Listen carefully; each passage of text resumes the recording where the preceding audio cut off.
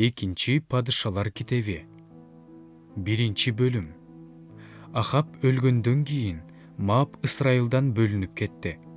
Ахазай Самариядагы өз үйүнүн үстүңкү бөлмөсүнүн терезесинин тосмосунан жыгылып, ооруп жатып калды. Ошондо ал элчилерин мындай деп жөнөттү: «Баргыла, Экрон кудайы Белзебулдан сурагыла, мен ушул оорудан айыганбы?» Ошондо Теңирдин периштеси Тишбилик Илияска мындай деди: «Тур, Самария падышасы жиберген элчилердин алдынан чыгып, аларга мындай деп айт: Экрон кудайы Белзебулдан сураганы баргыдай, эмне, Ысрайылда кудай жокпу? Ошон үчүн Теңир, жаткан төшөгүңдөн турбайсың, өлөсүң дейт». Илияс жөнөп кетти. Анан элчилер Ахазайга кайтып келишти. Ахазай алардан: «Силер эмне кайтып келдиңер?» деп сурады.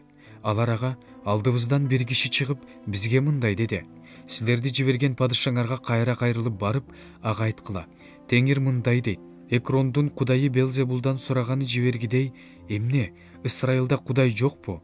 Ошон үчүн сен жаткан төшөгүңдөн турбайсың, өлөсүң» деп жооп беришти.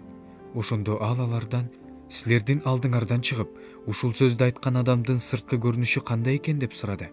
Алар ага: «Ал түктүү кийим кийген, белин кайыш кур менен курчаган киши экен» деп жооп беришти. Ошондо ал Тишбилик Илияс деди. Анан ал ага 50 кишиси менен 50 башыны жиберди. Ал тоонун башында отурган Илияска барып: «Кудайдын кишиси, падыша сени түшсүн дейт» деди. Илияс 50 башыга: «Эгерде мен Кудайдын кишиси болсом, анда асмандан от түшүп, сени да, 50 кишиңди да өрттөп кетсин» деп жооп берди. Ошондо асмандан от түшүп, аны 50 кишиси менен кошо өрттөп кетти. Падыша ага башка 50 кишини 50 башы менен жөнөттү. Ал ага: «Кудайдын кишиси, падыша сени тезирээк түшсүн дейт» деди.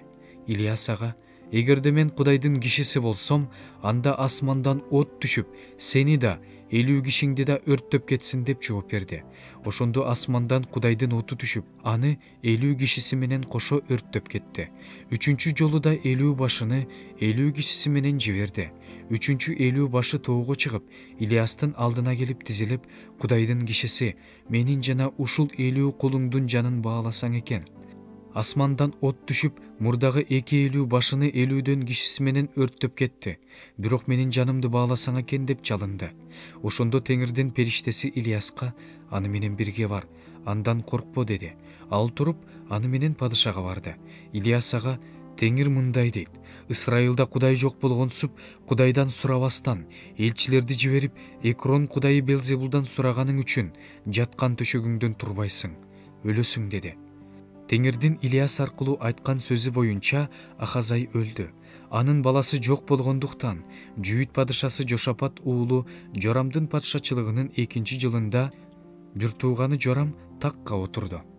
Ахазайдын башка иштери Ысрайыл падышаларынын тарых китебинде баяндалып жазылган.